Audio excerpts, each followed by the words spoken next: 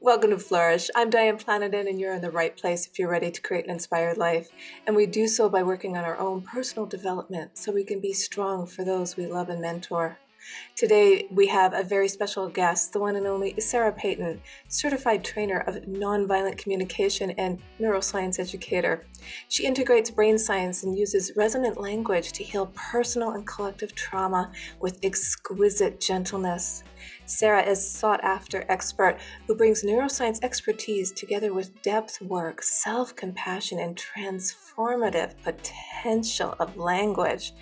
She works with audiences internationally to create compassionate understanding of the effects of relational trauma on the brain and teaches people how words change and heal us. Yes. Sarah, welcome to Flourish. Thank you, Diane. I'm very happy to be here. Well, you're a very well-accomplished author with your third book coming out soon, and today we're gonna go deep into your workbook.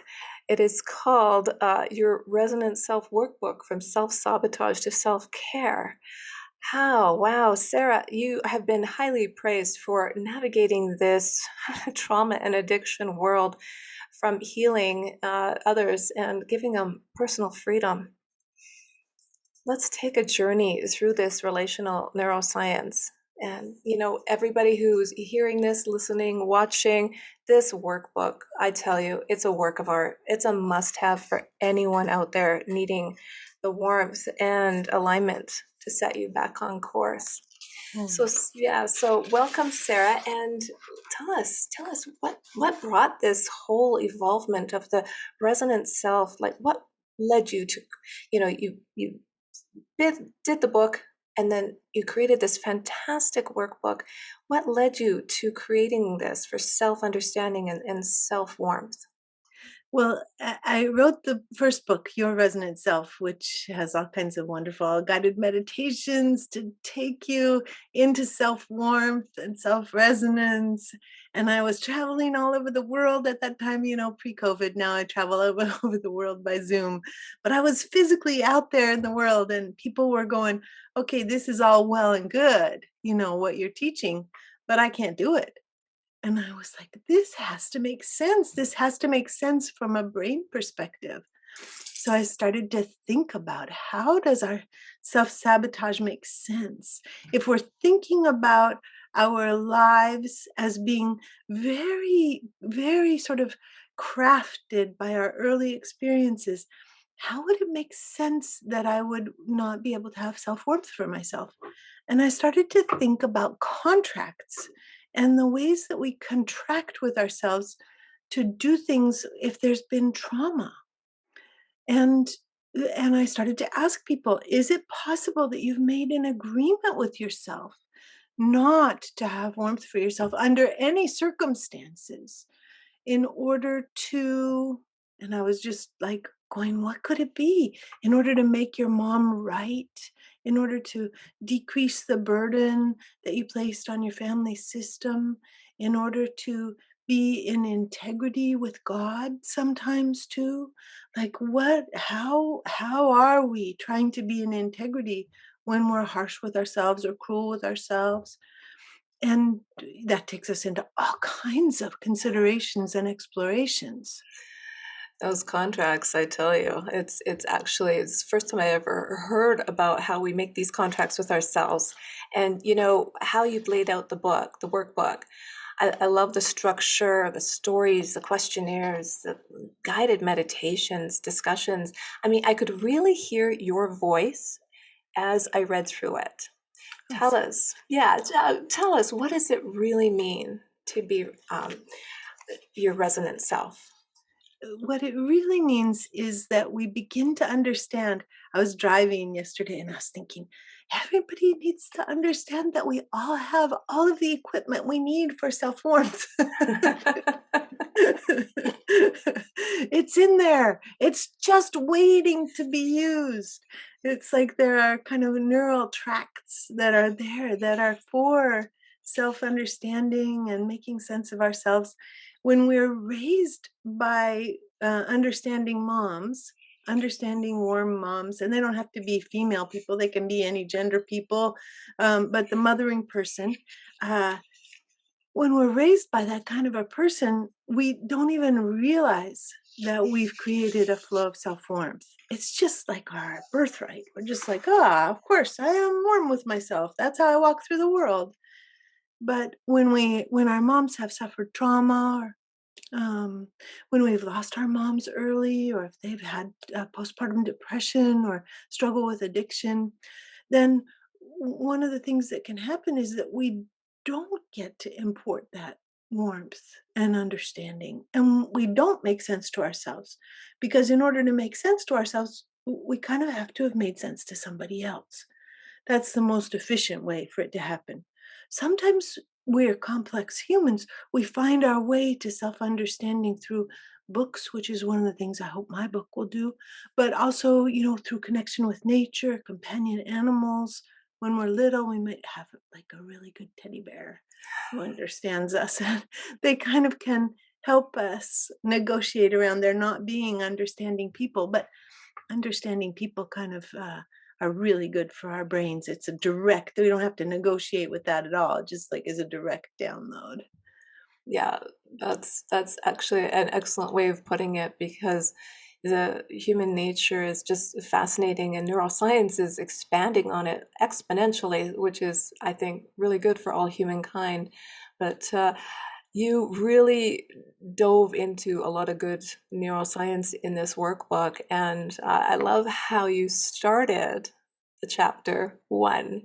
Do you like yourself? Yes. Big question. That's a good question. What is that dependent on? It's dependent on whether, we would think it would be dependent on whether the people around us liked us. But what's so interesting is that if we have, for example, a mom or a dad who likes us but doesn't like themselves, Mm. we actually take on the not liking of self. Sometimes we have parents who don't like us, and then that's, of course, really difficult and causes us to have to go on healing journeys. But one of the interesting things about healing journeys is sometimes we're going, well, my parents were perfectly lovely to me. Why do I have these struggles? And then if we start to say, well, what were their struggles with themselves? Because we actually, I mean, I use the word download, but we actually almost like create a clone. You know how you can take a computer and you can copy it. That's what our brains do. Our parents are the most important models, and we copy the way that they're using their brains, and we take the way that they're using their brains on. So then, like, we're in this kind of a long healing journey for our whole family line coming to us, of like, how have the people in my family used their brains and copied their, their brains from generation to generation? What am I carrying that was very helpful in 1640 that is not helpful at all now? It's fascinating how that dominoes. It really Yeah. is. Like, how does that happen? Why does that happen? And I think the universe is still trying to figure it out. But tell us, these neural connections that we all have, that we all need to work at, we never stop learning. Why is it so important to feel understood, and how does that change our neural connections? Well, the pathways that create immune strength and emotional well-being are precisely the pathways of self-understanding and of understanding of others. There's a kind of a linkage that gets created in the neurons between the right prefrontal cortex and the right limbic system, the right amygdala. And this linkage, it turns out, as people study it, is extraordinarily key, essential for well-being. The better that linkage is, the more secure attachment people have, the better health they have, the longer lives they live, the more they're able to counteract the effects of really intense things like poverty or child abuse. So the more that we have these neurons that say, yes, yes, yes, Diane, you make sense. Yes, Sarah, you make sense. The more that we are able to keep our amygdalas calm, the amygdala is the emotional sort of hearth, the fire of of our emotions. And when the amygdala gets all fired up, it sets off a cortisol reaction in the human body where we're like mobilizing all of our resources to try to deal with the stress that we're under. And when we have these neural connections that hold and nestle and calm the amygdala like a little baby or a little animal, then what happens is we don't have to shift into the cortisol system in order to deal with stress. People do it without even realizing they're doing it when they think of somebody that supports them, when they love somebody, when they can think of someone and have them with them. So if you have like a partner or a friend or a companion animal and you think of them and you can tell you get calmer, that's this system, this or relational stress management system that's very different from the cortisol stress management system. Yeah, just I mean, so true. You know, our imagination is sometimes can't tell the difference between fact and fiction. You had this really good quote in your book from a Canadian epigeneticist, and I wasn't really sure how to pronounce his name. Is it Oh, Moshe Sheaf. Sheaf? Sheaf. Okay. So you quote him and saying, every cell in your prefrontal cortex carries the signature of the presence or absence of your mother, that one huge juggernaut of influence. Like, Yes, it's true. The way that I was just looking at this for a class I'm teaching on Tuesday, the way that all of the things that the prefrontal cortex does for us, it's going to do those things for us in the way that that our mothers did them for for herself, or it's going to do them in the way that our mothers did this for us, or if we've been listening to your show, if we've been on our healing journey, then we start to have new neural influences that kind of like our mother upgrades as we do our healing journey, where we're getting mom 2.0 in there. And and and so, like, when you think of your mom, you can think, okay, did she have empathy for herself? Did she have empathy for me?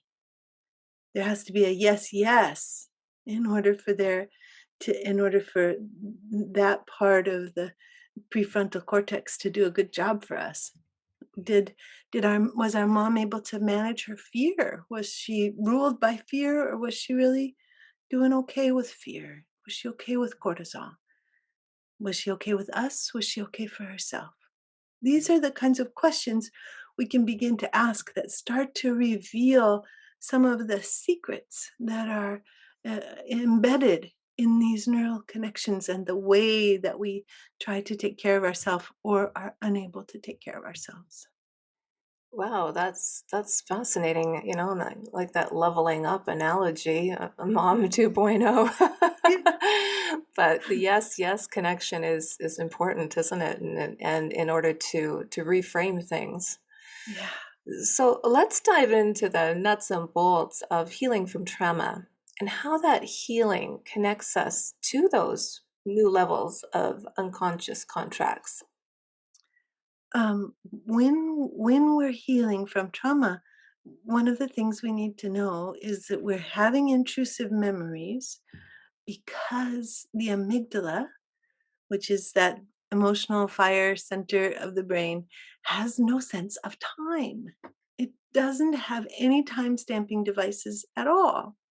So, for example, if we were bit by a dog when we were 3 and we're walking and a dog suddenly lunges at a fence barking, then our amygdala is going to think we're in trouble the way we were when we were 3 years old. even if there's like a, say, fence separating us from the dog, we'll get like a, jolt of adrenaline, and just have to really manage our fear and our discomfort. The amygdala doesn't know that it's been 57 years since we were 3 years old, and that there's a fence there. So, and this happens with people too. Like, we'll have a partner, and the partner will do or say something that really reminds us of our mom, and we'll go. Our amygdala will just suddenly believe that the partner has become the mom. There's no. It's like there's time has not elapsed. This person is our important person, and they're doing the same thing that mom did.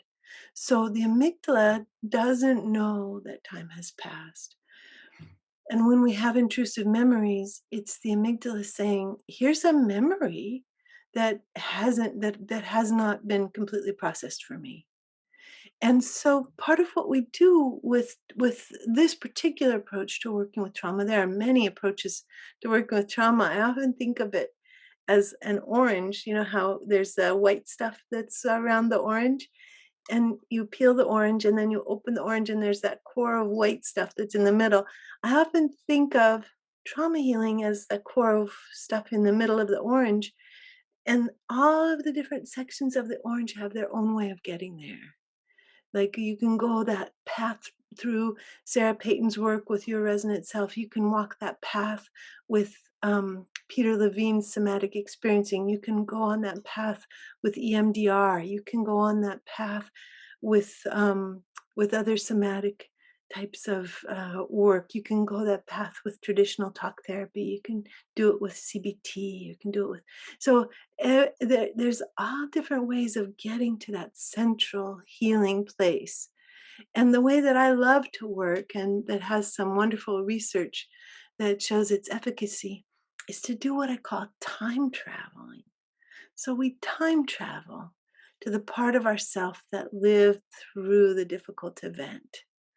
And and we just imagine ourselves arriving there, completely understanding, completely warm, completely respectful of the part of ourself that has had the difficult experience. We freeze time, we stop the harm, we get rid of whoever's causing harm, just skylift them out into the ocean or take them to a safe place or whatever we need to do to make the space safe. And then we connect with that self, and we have a resonant dialogue with the past self, a dialogue where we're asking, you know, what are you feeling? Are you feeling afraid? Do you need acknowledgement that you stopped breathing? Are you so worried about the other people involved in this? Are you afraid this will never stop?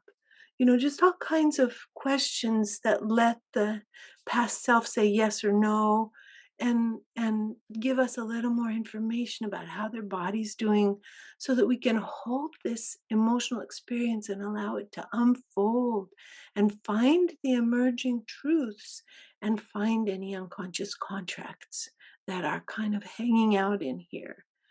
So I was working with somebody the other day, and they had the experience of the family being immensely dangerous, and they made a contract with themselves to be very, very cynical, so that they would be able to always be on guard at all times, and that they could kind of keep this edge of distance from the horrors that were happening in the family.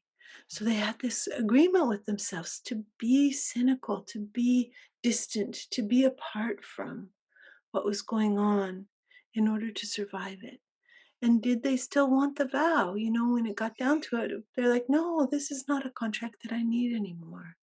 My life is not dangerous the way it was when I was a little one. I don't need to keep myself away from my life in order to participate in it now. I can be here. So they released their contract and had a feeling of relief in their body. Geez, I feel relief just listening to that. It's Yeah. like, just, they just let it go. They just let it go. And those crazy memory tangles of the amygdala, I tell you. So you touched base briefly here, because you have so many great tools in this workbook and in your books in general. And the time travel journey, you talked about that. Um, what what are the different levels in the time travel journey? Well, the first is really important. It has to do with getting consent to go and making sure we establish trust with the past self. Because if we just go plowing in there without asking consent, we may be kind of replicating the original trauma to some degree. So we really want to have a lot of gentleness and respect for our younger selves. And then if they're like, yeah, I really would like you to be here, well, then we know it's okay to come and do the work. So the first thing is to establish trust. And then the next thing is to be with the body of the past self.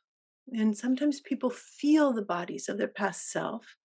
Sometimes they see the body of their past self. They see that they're all curled up in a ball, or they see that they're lying stiff like a plank, or they see that they're caught, mid breath without being able to breathe. And we use those cues of how the body of the past self is doing to do a resonant dialogue that allows the body to begin to relax. And as the body relaxes, the past self actually starts to meld with the present day self. And there's a return. And we can do this consensually and explicitly too. We say, would you like to, I came back for you because this was too hard for you. It was too hard for anybody to be alone in this situation. I don't want you to be alone with this anymore. That's why I've come back for you. Do you want to come to present time with me? Do you want to come to present time with me and be with me? And that's the return to present time. It kind of replicates the hero's journey in a way, the call to adventure, the initial resistance. I don't want to have this memory. I don't even want to think about the past. And then the willingness to go, the travel, the resonance, the relaxation, and the invitation to return, and then coming back to present day self and integrating whatever wisdom, life energy we picked up on our journey. Oh, I absolutely love that, and I wish we could all take that time travel journey Yeah. a little easier sometimes. What about the time travel into our parents' lives? You have another quote there from Moshe Ziff that goes to say, "Our mother is in every cell of our prefrontal cortex." And I'm curious how our parents, depending on what age you're at, what stage you're at in your life, will depend on how old your parents are. But some of us have parents that have lived through wars. Some people are immigrants that have left war-torn countries not too far past. How does that really imprint on the next generation? In so many different ways. They're still discovering these imprints that travel from generation to generation. One of the interesting things to remember is that when when our mother was a fetus inside of our grandmother's womb, the eggs that form us were forming. So we were cells inside of our grandmother. We carry, to some extent, the sense of the way that our grandparents' lives were. And they're just starting to do some research that's fascinating and very odd about how sperm carries experiential knowledge into the fertilized cell, and that we receive information from our father's side as well as from our mother's side. And so this is one way. It's often the epigenetic transmission of experience and memory. Again, Moshe Zif, he says, in the next 30 years, we are going to be able to tell the family history of the family's relationship with external events by looking at the protein sheath of our DNA, that we'll be that it that historical traumas leave legible marks on the protein sheath of our DNA. We just haven't learned to read those yet. Sort of like trees have markings. When you cut down a tree, you can see what years were good years and what years were dry years, and that's what we can see with the DNA, with the protein sheath around our DNA. It's quite extraordinary. So Wow. yeah, yeah, Wow, that is really quite interesting. yeah, Epigenetics, I mean, it just seems that it's just getting going, doesn't it? But yeah, yeah. that is fascinating. And isn't it cool to imagine that, I mean, this is one of the things that happens for folks who are adopted and don't get to trace their birth families, is they don't get to know what the birth family inheritance is. But now, in the next 30 years, Moshe says we'll be able to look and see and tell what our families have lived through. Or if we have parents who won't tell any stories at all. I so often have clients who are like, my mother would not tell me a thing. I don't even know what country her parents came from.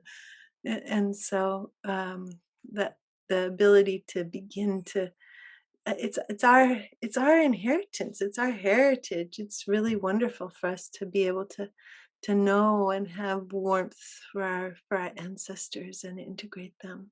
So that's one way that traumas get transferred. Another way is this sort of brain replication thing that we're talking about, and how the patterns of trauma get stamped and carried forward. Yeah. Right, right. Yeah, no, definitely. So you go on to say in your workbook, you pose questions at the beginning of chapters, and I really like that. But the next chapter posed a question: how do I take care of myself? How do Mm. you take care of yourself when you're moving from self-sabotage to self-care? Well, so often when we look at this idea of self care, there's a list of things that we're supposed to do. We're supposed to take a bubble bath. We're supposed to have lavender on our pillow. We're supposed to make sure that we have nourishing food. We're supposed to go for walks in the nature. All these things that we're supposed to do to take care of ourselves. But the most important element of self-care has nothing to do with what we do for ourselves, and everything to do with how warm we are with ourselves. So it's sort of like, instead of self care doing, there's a movement to self care being. And it's just like we're just with ourselves wherever we are, whatever we're experiencing. And we're wrapping Diane in warmth, if that's respectful and if it feels good and if we have consent. And we're wrapping Sarah with warmth, if that's respectful and feels good and we have consent. We're just like, you rock, girl, you go. And there's a real sweetness to that. It's an entirely different kind of self-care that we don't talk about very much. No, I like that, and I love the self-warmth. Before I read your book, I had never actually heard that phrase coined, so it makes so much more sense, to go for self-warmth versus self fill in the blank, right? Yeah, So what is this relation going on in the brain? Because you have a sweet little parable about one side's the vines and one side's the orchid. And like the right rational feeling side, left instrumental detailed side. People don't really talk about left right brain anymore, but what use your vines and orchids to maybe just give us the best way to tell whether we're in our instrumental brain or we're in our relational brain, and how do we recognize it in others? yeah. Well, there's sort of a rough match between the left hemisphere and the orchard idea, and the right hemisphere and the vine idea. There's kind of this, the way that the neurons are structured in the two hemispheres are different. The hemispheres are both helping us all the time, but as Ian McGilchrist and Alan Shore say, we can be looking at the world through the left hemisphere lens, or if we're not using the words left hemisphere, then the instrumental brain's lens. And or we can be looking at the world through the relational brain's lens. So it's almost like as you and I see each other, or if we got to look at our at the people who are listening, then if we were looking through the instrumental brain at the people who were listening, we would be like, okay, how many people are listening? Are they giving us likes? Is this going to help in the future to reach more people? And if we're looking with our relational brain at the folks who are listening to us, then we would be like, oh my God, look at all these gorgeous people. Look at these souls. I wonder if we're getting to touch them or reach them. I wonder if we're getting to bring what we so long to bring to them: love, tools for transformation, sweetness, self-connection. And so then sort of two very different ways of being with each other, and we're always kind of dancing with these two ways of being with each other. I've just been working with a book that by Sally Weintraub, and she writes, we have a care system and we have an uncare system. So instead of saying relational and instrumental, she says care and uncare. So the care system is like, look at these lovely beings who are a part of our world, and that we're getting to touch them maybe a little bit with our words. And the uncare part is like, let's do what we need to do. Let's get through this list of questions. Oh, so how do you get your the resonating self-witness voice to override the instrumental critical inner voice? Well, this is such a good question. In part, it's quite easy. We invite it and we intend it. The tricky thing is that as soon as we open the door to the relational brain, we are opening the door to everything that the relational brain and the right amygdala remember about trauma that has not been healed. So it can be a little excruciating to open the door to relationality. It can come with like a dump truck load of shame, of conviction that we're not good enough, of the expectation of abandonment. There are so many after effects of trauma that are a part of opening the door to relational connection. So part of what we need is, books like the books that I've written that allow us to, and people who, who have some some acquaintanceship with the journey, who are like, yes, of course we can open this door to connection, and the things that come with it make sense, and they're the after effects of trauma.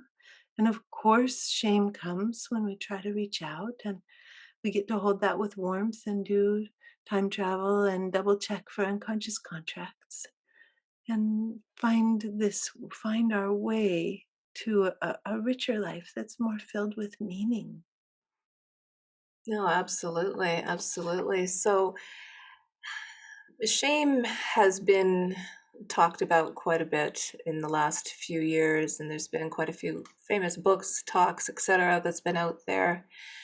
But how can you heal shame? Like by identifying these broken contracts? Like what are these contracts that how can people really make them work? Because they're contracts with ourselves and they're Yeah, in our subconscious, correct? yeah, absolutely. So shame is a very interesting and important emotion. And what it's usually telling us is that in some way we are suddenly too alone. So if we think of any shame memory, then either it's a memory of us being left in some way because we're being told that we're not good enough, being left by others, or it's a memory of us leaving ourselves because we've just acted out of integrity with our own values. So shame is the word that we give to a kind of a frozen, alarmed aloneness. And the more that we realize that shame is not true, it's trauma. So whenever we're receiving negative messages from the brain, we always want to say, it's not truth, it's trauma. So when the brain is telling us, Sarah, you are not good enough. You are really screwing up this interview. You are saying exactly the wrong things. You're not telling enough stories. You're not being coherent enough. That's, the voice of that's my shame voice, right? And so I get to work with it. I get to, do resonance for it. Voice, are you just really wanting to take advantage of this wonderful, warm connection with Diane?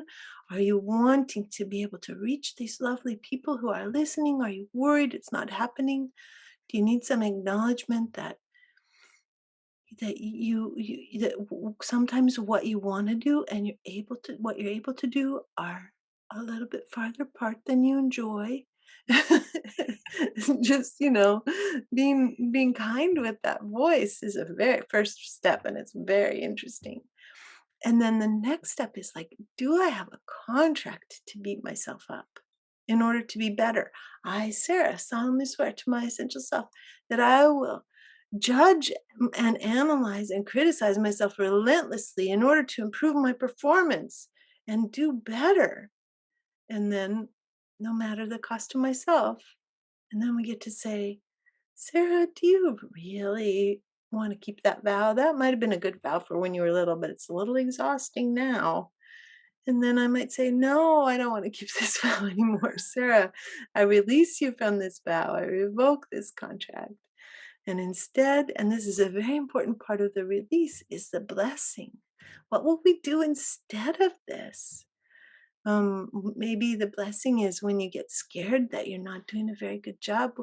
Can you just give yourself an emotional hug and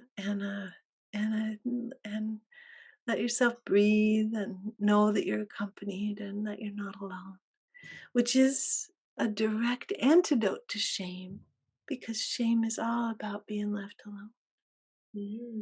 No, that's really quite fascinating, and I love how you explain the contracts and how you can release yourself from whatever that might be, your critical inner voice, and to continue the journey to self-warmth. And um, can you give us an idea on expand on the different relational neuroscience concepts, the windows of welcome and the circuits of emotion and Mm, motivation? sure. So, the first one that you mentioned, the windows of welcome, is easier to understand after we do the circuits. So, we'll start with the circuits and then we'll Oh, go to the windows of welcome. So, the wonderful work of Jaak Panksepp, who was an American neuroscience researcher into emotions, who worked largely in the 20th century, a little bit in the 21st century. And he, for some people, know Temple Grandin's name. She's a well known person who has autism and who's done some extraordinary work making animals feel safe no matter what circumstances they're in. And Jaak Panksepp was Temple Grandin's major professor. But anyway, what Jaak Panksepp discovered was that the same circuits of emotion and motivation that are a part of all mammals' lives and all mammals' brains are also a part of all human brains and a part of all human lives. And and as he talked about and worked with the circuits of emotion and motivation, he discerned 7 different circuits. And the different circuits are like bus lines through the human brain. And so there's different buses that we're traveling on when we're feeling different emotions. And the different buses actually run on different fuels, different neurotransmitters. So the fuel for shame, which is the panic grief circuit, is the loss of endogenous opioids and the loss of oxytocin, the bonding hormone, and the increase of cortisol. So alarmed aloneness and panic grief and shame are all immensely stressful. Shame is the most stressful emotion for humans. It's the one where the most cortisol flows. And of course, it's a sign that we're not securely attached, because the more secure attachment we have, the less we feel shame, the less alone we are, and the less cortisol we run. So, this healing journey that you're inviting your listeners to go on is very much a healing journey that changes the whole brain, the whole body, the whole immune system. So, I have added a circuit to Yak Pangsep. I have, with great elan and some uh, uh, um, unrepentant pride, I have added a circuit to Yak Pangsep's 7 circuits, and that circuit is disgust. I find disgust to be immensely important. Disgust allows us to have boundaries. It lets us know when too much is too much. So, disgust is hugely important, and it's a circuit that we tend to turn off, especially if we've been abused, in order to be able to continue to maintain relationships with people who are hurting us. So, it's very good to turn that circuit back on so that once we are outside of our families of origin, where we were kind of stuck with people hurting us, we get to have more choice about what kinds of relationships we're in. But what happens is that for each of these circuits of emotion and motivation, the culture of our family and the larger culture of our world has ideas about how much is okay. Like, is it okay to cry?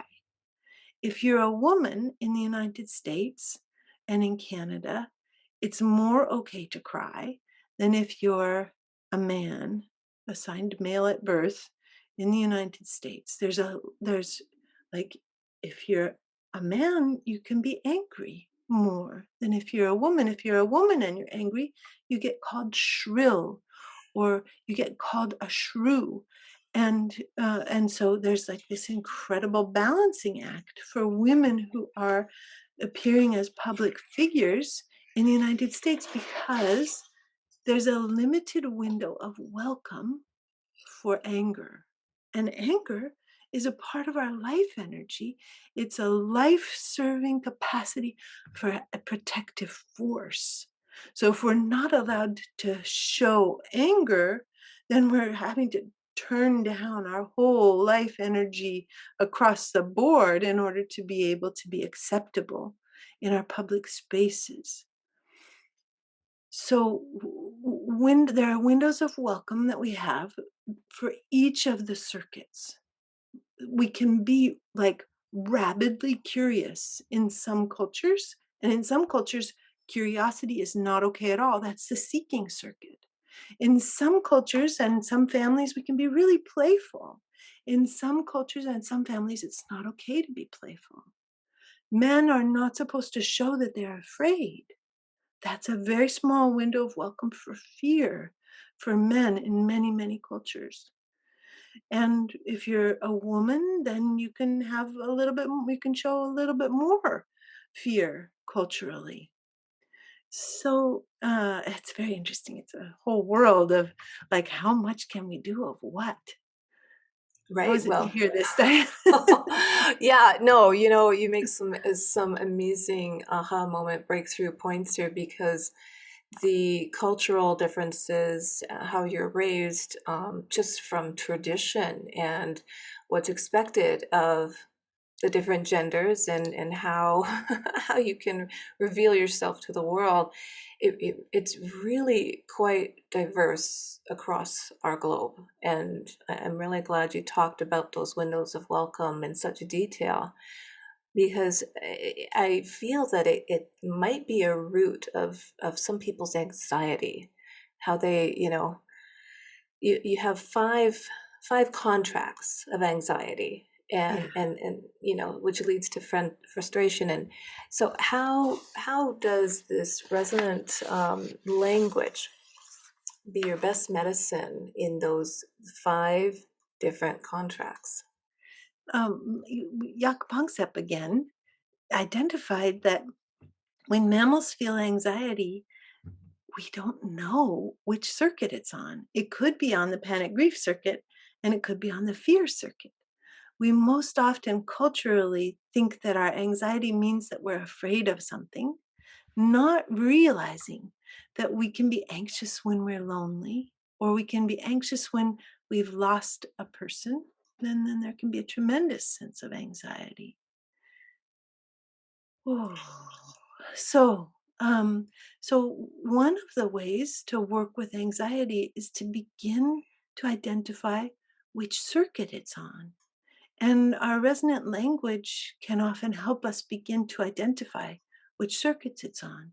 So we can, for example, kind of feel into our anxious self and we can say, anxious self, do you need acknowledgement of alarmed aloneness?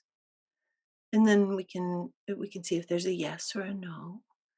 And if we say yes, and our body starts to feel a little bit better, and the volume on the anxiety gets turned down a little bit, then this will mean that that the that the anxiety is partially on the panic grief circuit.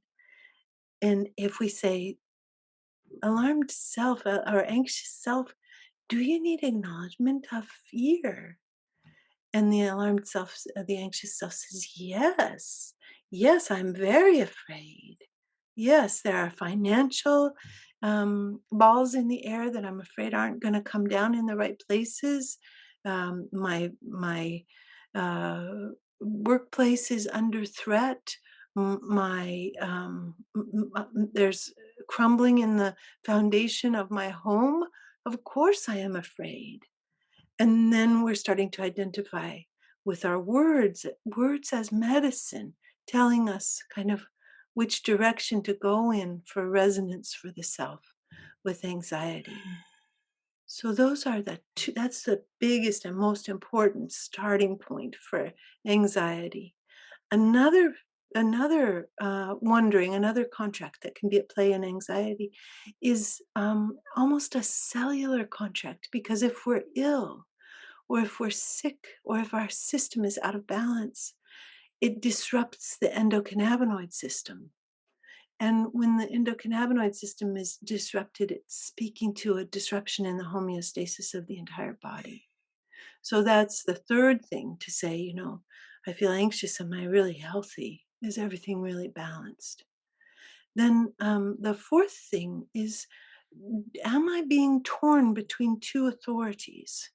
Am I uh, trying to unify and integrate the world of my mother and the world of my father?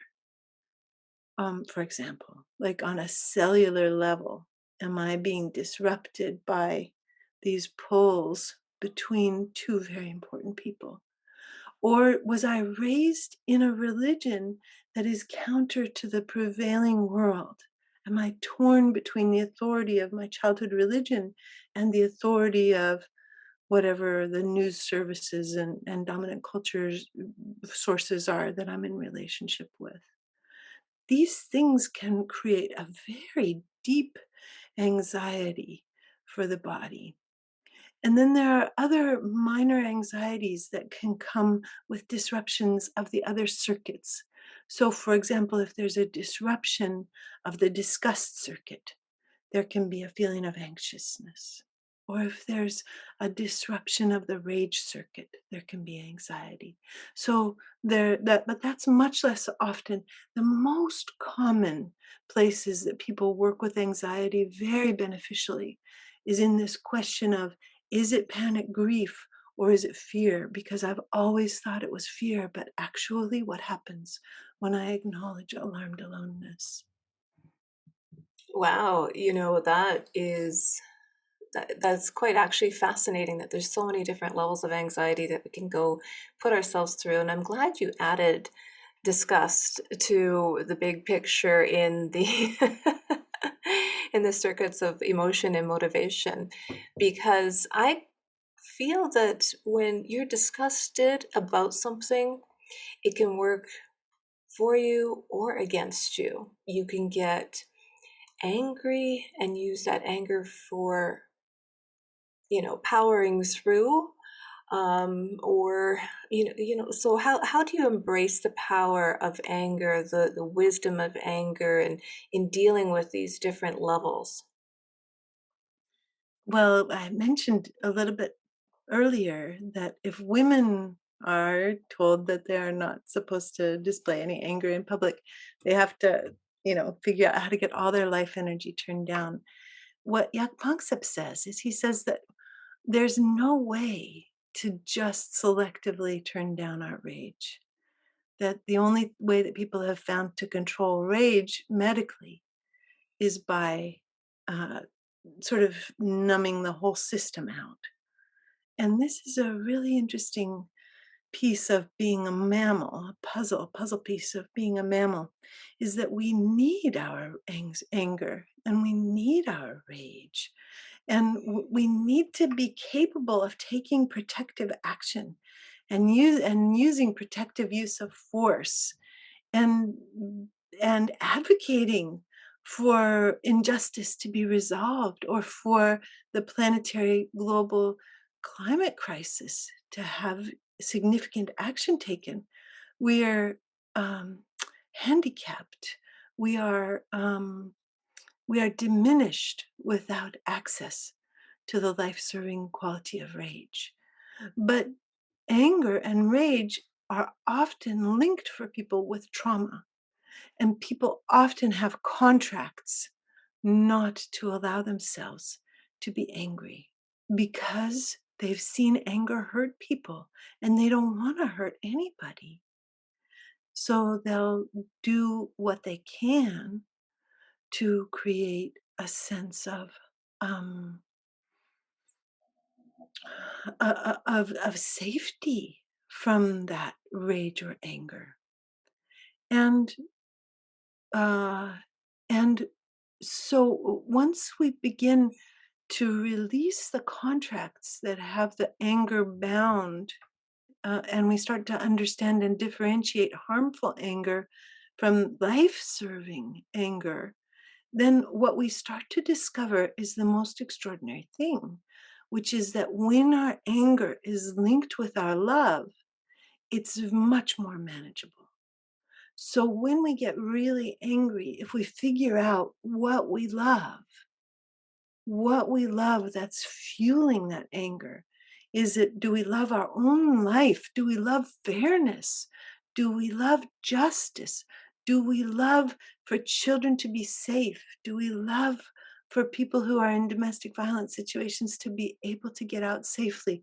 Do we love for the planet in this global climate crisis to be protected, advocated for, cared for?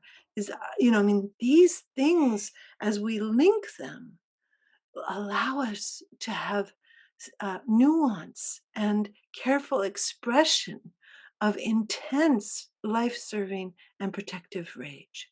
Does this make sense, Diane? Oh, I love that. I love that Mhm. because, the the planetary rage should be much higher. Yeah. There is too much politics, too much economics taking away from people's common sense. And I actually had that conversation this morning at breakfast about where I live in Canada is Calgary, and it's the sunniest place in Canada.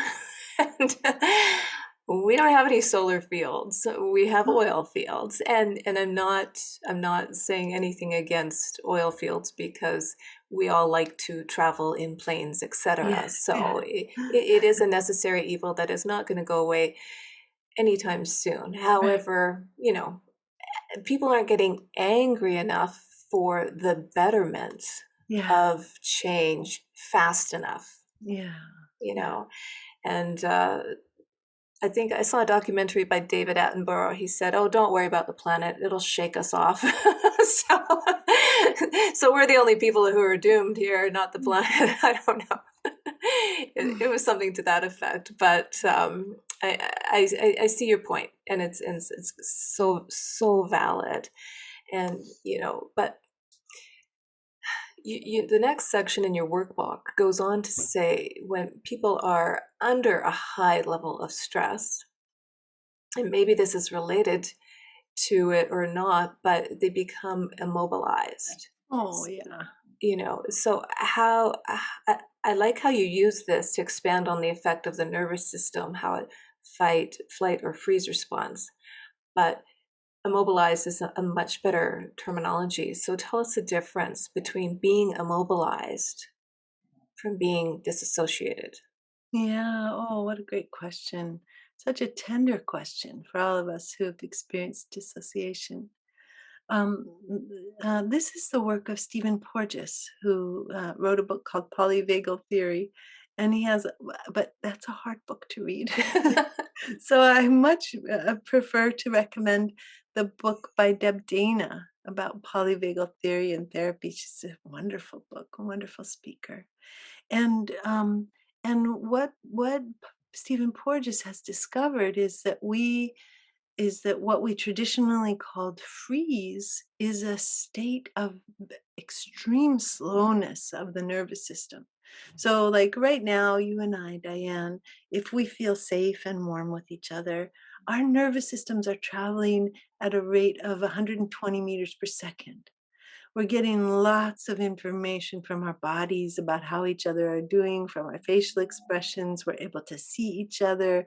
We're able to respond to each other. And this happens like really fast, 120 meters per second. But if one of us gets really scared, if one of us becomes triggered by something from the past, we might go into a freeze state or an immobilization state. And that would mean that our nervous system all of a sudden would fall from going at 120 meters per second, would fall down to 2 meters per second. So the mobilization experience is a bit of a shock for our nervous systems. Our heart rates can fall up to 60 beats a minute when we move into immobilization. And dissociation is a lot of what happens in immobilization. And there are different kinds of dissociation. It depends on where the endogenous opioids are hitting the brain. So we can have dissociation in the prefrontal cortex and kind of lose our capacity to think. We're still kind of immobile. We're reacting, but we're not able to think anymore. We can't get words.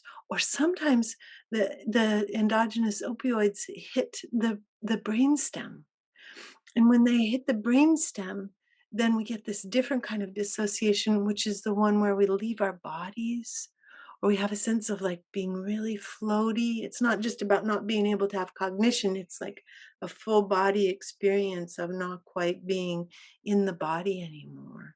And these things will happen when we're really scared, or when we're shocked by sudden alarmed aloneness, or when we're flooded with anger and we have a vow against it, or flooded with disgust and we have a contract or a vow against it.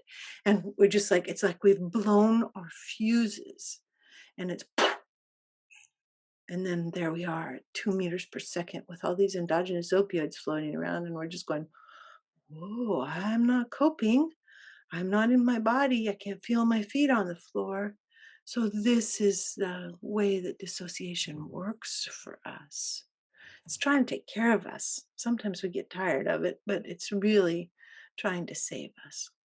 Yeah, and I'm glad you actually mentioned that because I think you're one of the first persons I've ever heard freely speak about how we have this disconnect when we're under the stress, where, I mean, it could even while we're dreaming, you can start floating, right? Yeah. Because your imagination just goes wild. And I sometimes think people don't think that's normal, but I'm glad you brought some normalcy to how that all works. And it's so fascinating. But I had an aha moment in your workbook when I reached the relational neuroscience concept of attachment and the Goldilocks story. Oh, what what does this stem from, and what are the different attachment well, styles? I'm just so interested. What was your aha experience before I start talking about it? Well, I just never made the correlation between, the fable of Goldilocks, which actually Ah, had some really, really juicy tidbits in it. It's a sweet little story, but when you dive deeper, it's like, hot, too cold, just right. And mm, then when you made the correlation with the relational neuroscience concept, I'm like, Of course. Oh, Of yeah. course. Yeah. Yeah.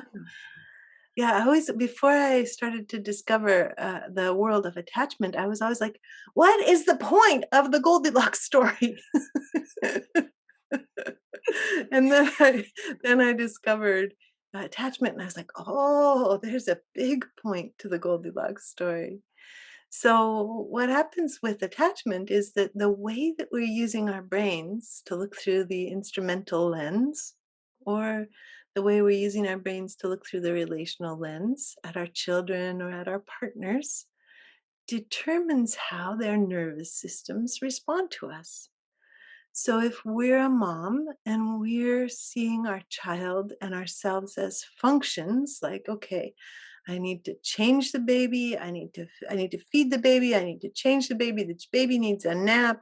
The baby needs to be exactly this temperature. The baby needs to play for 20 minutes. I need to clean the house. Then we're looking at the baby as something to do. Again, remember our being self-care and our doing self-care. We have also being baby care and doing baby care. And most of us trying to survive in today's very stressful world, most of us who become mothering people are forced in many ways, forced into using that instrumental brain to try to get things done so that we can take care of the rest of the family, take care of the house, do the work, whatever it is that needs to happen. We live in an immensely pressured and stressful world. So that then has an impact on whether our baby is experiencing herself or himself or their self as a soul or as a job to be done. And if a baby is experiencing themselves as a job to be done, they don't expect relationality. And in not expecting relationality, they actually create a kind of an insulation in their nervous system that keeps their nervous system from being disappointed by there being no souls, there only being functions and jobs. And this is called avoidant attachment. And when we experience it as babies, we grow up and we recreate it with our partners and our friends and also with our companion animals. If we were treated in that way as a little baby, then we're very, very likely to have avoidantly attached dogs and cats. It's quite extraordinary the way in which we share so much as mammals with the other species that live on this planet with us. So, if on the other hand, there's a lot of relationality, but not much ability to manage stress, then that takes us into what's called ambivalent attachment. So, in avoidant attachment, the attachment system is hypoactivated, it's underactivated. In ambivalent attachment, we're always trying to get calm by making everybody else around us be calm. And that's hyperactivation of the attachment circuits. So here we're seeing the Goldilocks story. Too cold, avoidant attachment. Too hot, ambivalent attachment. Just right, secure attachment. Or earned secure attachment if we didn't get to have it with our moms and we're building it through doing the kind of work that you offer on your podcast. So so here we are in our Goldilocks story. Is our world too cold? Is our world too hot? Is our world just right? If it's very unpredictable, then we can be moving into disorganized or traumatic attachment. And most people have bubbles of disorganization or trauma within a larger kind of majority sense of one of the three organized types of attachment. Well, and that's what's so fascinating about your workbook because it takes you on a journey to that equanimity, to that balance, to find that sweet spot in your life that you're trying to find. But the other item that I thought was interesting in that regard was that what our parents lived through when they were children, what we live through and then the enormity of it all. And you give this golden nugget that says we can gradually heal over Mm, time. mm. Yeah, it's such Yeah, a wonderful thing. Our yeah, brains change as soon as we introduce resonance and warmth and respectful, warm understanding. Our brains start to change. yeah. So I know life isn't always sunshine and lollipops, but I think it's important that people understand there is hope. Yeah. There is a pathway, and you've provided an excellent one. And the stress that the whole world's been going through, though, I know. I'm this is okay. So you give some great examples about the aftershock of trauma in our lives, and how people live through different things and how that exponentially folds through a time travel so you say factor as well. But what is going to happen with this worldwide pandemic we've all been living through? What is the Mhm. aftershock, the trauma? You might already be seeing it. I'm not sure. Wow.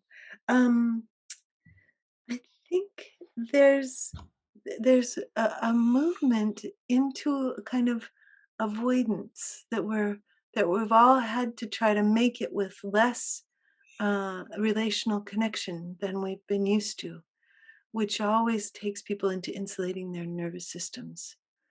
So there's a lot of talk about increased rates of depression and anxiety, which both of which come from insulated nervous systems, not having other nervous systems to be able to reach out to, and having to deal with alarmed aloneness, and also the decrease in the sense of meaning when we insulate our nervous systems against the shock of nobody being there.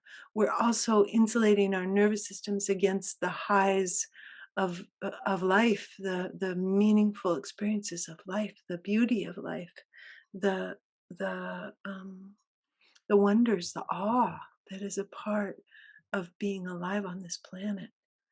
So I think that what we'll be working with is like, how do we return to an even better security than we had before we started?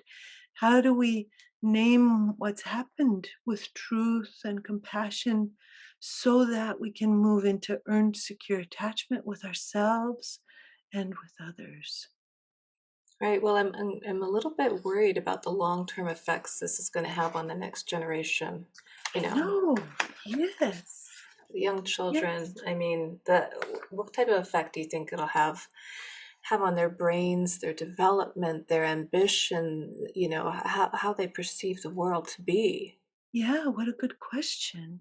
And to kind of come back and circle around and include our previous wondering about climate crisis, what kind of a world are we giving them? We need to give them a better world. We need to bring as much resonance as possible to acknowledging their experience and decreasing the insulation that's around all of our nervous systems, and move into relationality and care for our planet and our fellow species and our little children.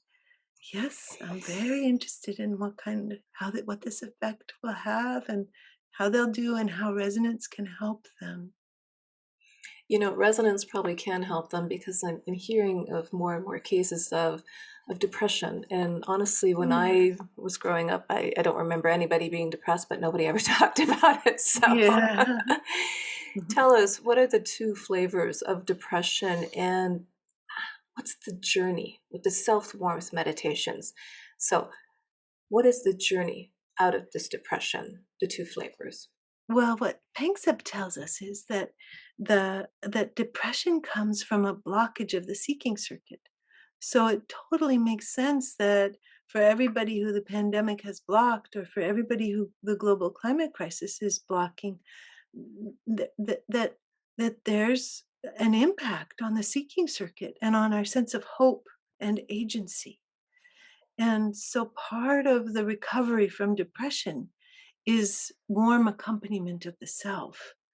And then with the warm accompaniment of the self, discovering how the seeking circuit has been blocked. Has it been blocked by trauma? Is it blocked by an unconscious contract?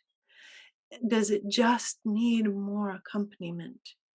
And as people investigate this and work with this, then they unblock the seeking circuit and gradually kind of find their way to more community, more connection, more hope. And that's one of the major ways that people begin to heal from depression is through this path of self-warmth and unblocking. Oh, I love that. I love that. Well, and we touched briefly before about the numbing process, so that Yeah, helps people cope. Rather, not a great word, but yeah. the one, Survive. yeah, right, Yeah. survival. But the I found it fascinating that when I went through your chapters on addictions, there seems to be one common denominator affecting all the circuits of emotions and motivation. And that one factor was alcohol. Yeah, yeah, yeah. Why? It's a Why? it's like a medicine for humanity, for every emotional ill. It doesn't help in the long term, but it helps all the circuits in the short term. But perhaps because it frees people for expression. And I think maybe because it unblocks contracts. So then Mm. people don't have they're not blocked by their contracts. So then they can have hope, have agency, have expression, have their feelings. Unfortunately, it doesn't carry through to when we're sober. Well, if out of all the vices that are out there, it seems to be the one go to in Yeah. the big picture. And again, with this pandemic, I fear it's gotten worse. I mean, when the pandemic first hit, I was hearing all kinds of people. It was 5 o'clock somewhere, right? Yeah. So, Yeah. but you go into the neuroscience of this. You go into the addiction. Hmm, I'm not pronouncing this right. Nucleus accumbens power. Yeah, the nucleus accumbens. Yeah. Accumbens, thank you. And Uh-huh. then once it's been established, you've got this new habit, you've got this new pattern, you've got this new go-to Yeah, drug of solution. choice. Right. Yes, then there's another little factor that comes into play and that keeps the addiction going, the dorsolateral striatum. I'm not sure Yeah, that's the right yeah, word, yeah. but Very good. I, Yeah. I really would love to hear more about how the neuroscience makes those connections, begins the habit, trains our unconscious mind to that is our solution. But then we have this other little devil that keeps it going. Yeah, yeah. The nucleus accumbens is a little like a jackpot machine at the casino. And when we do the substance that has solved our brain problem, whatever it is, alcohol, cocaine, methamphetamines, coffee, cigarettes, sugar, whatever it is, um, uh, then what happens is that that jackpot goes ding ding ding ding ding ding ding. It's like, yes, three cherries, you have won the jackpot, and it releases the flow of whatever the missing neurochemical is. And there we are. We have this temporary and very powerful solution to our brain problem.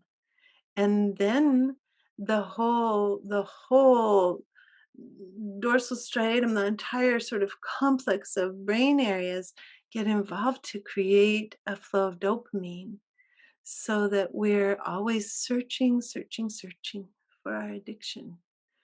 And this is a huge part of every addict's life experience is the continual hunt for the substance that will provide the momentary and always growing less momentary, always becoming less effective over time. the relief that they found through the substance, because the brain responds to whatever the substance is and tries to create a balance. So if we overdose, not overdose, but if we flood the brain with dopamine, which is what happens with methamphetamines, then the brain stops creating dopamine by itself. It retracts the dopamine receivers, and all of a sudden we're left with, with methamphetamines, we get 14 times as much dopamine as we had to begin with. That's quite a sense of euphoria. But then, after we've been using the methamphetamine, the brain stops producing dopamine altogether in an effort to create balance. And then people who are coming off of methamphetamines will have like a 9-month period where they have to deal with an absolutely gray and meaningless world in order to begin to grow back their own natural dopamine system. So it's quite an intense effort that our brain is making, both to resolve the brain problem temporarily with substances or behaviors, or to balance the brain in the face of whatever the solution is that we've found that disbalances the brain by flooding it.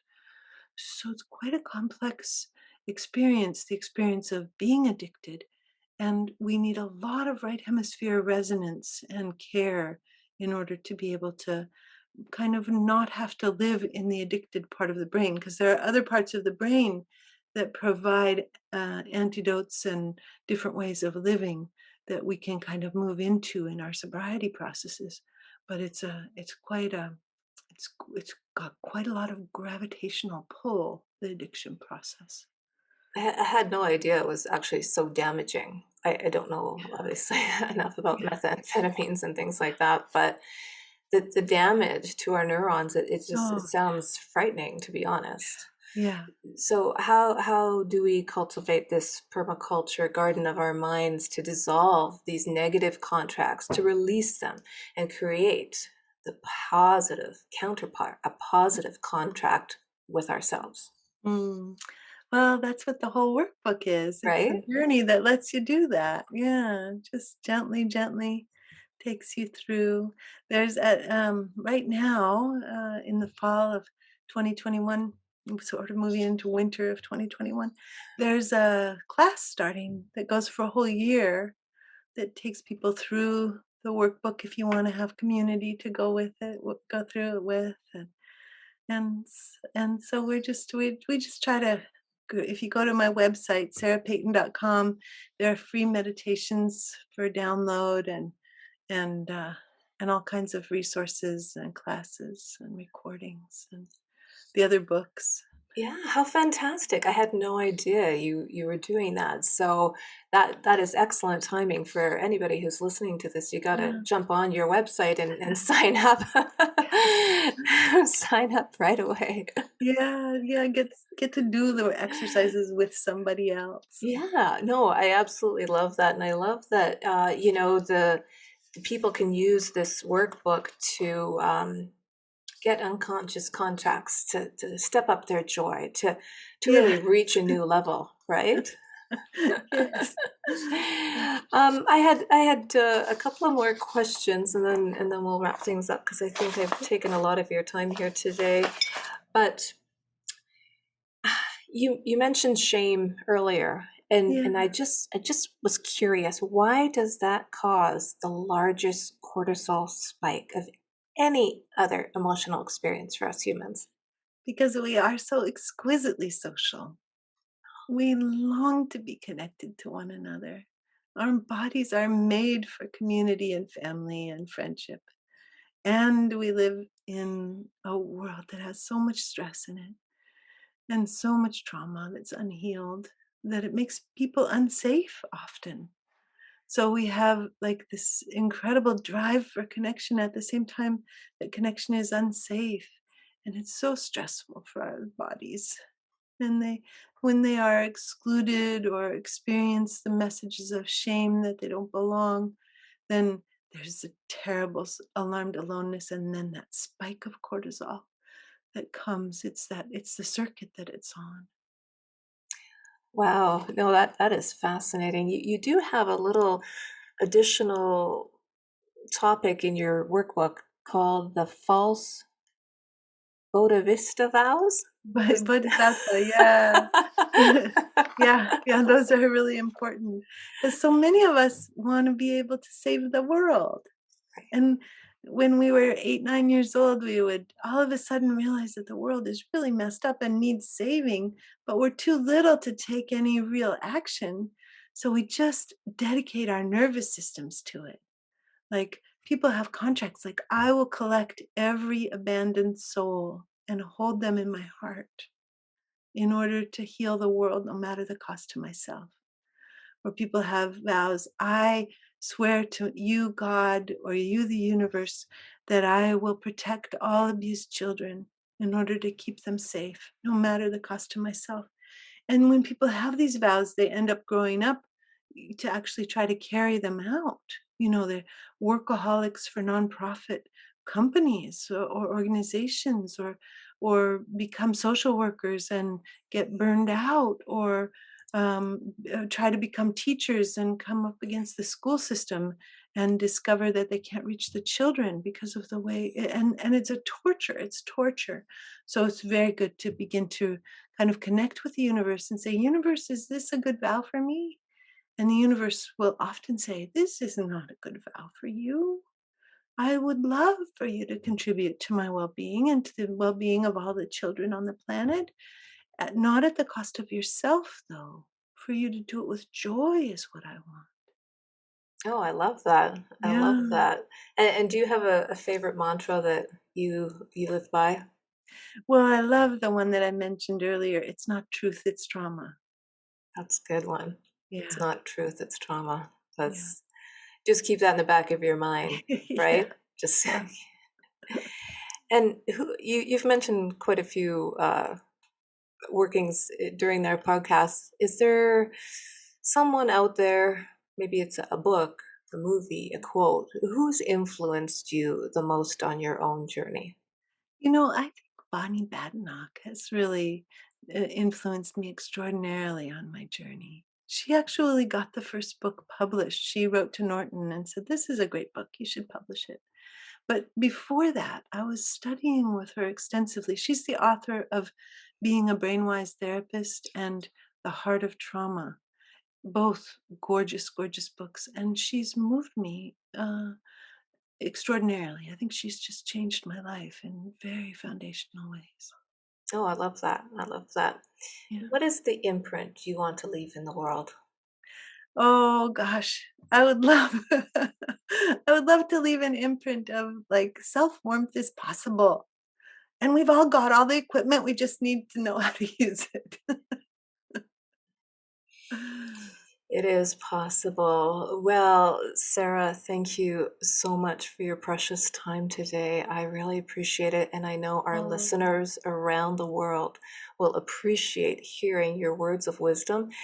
And I will be sure to leave a link in the show notes so people can find you online and buy your books. And I'm really oh. excited about the new book coming out. Tell me about that just Yes, briefly. the new book is Affirmations for Turbulent Times. Norton, my publisher, asked me to write an affirmations book, and I was like, affirmations, I always feel like affirmations aren't authentic enough for me. I am beautiful and strong. I'm like, I'm not sure I'm beautiful and strong. So, how do I do an affirmation in a way that really feels authentic to me? So, I developed a whole series of affirmations for them that's in this book, Affirmations for Turbulent Times, that has like wonderings. We start with wonderings about what needs to be acknowledged, and then we do the affirmation. So we acknowledge, I would like some acknowledgement that maybe that those are not the messages that I've always received. And I am beautiful and strong. That sounds like a bestseller right then and there. I love that. And I love that you're an inspirational leader and you want people to live a more inspired life and discover themselves.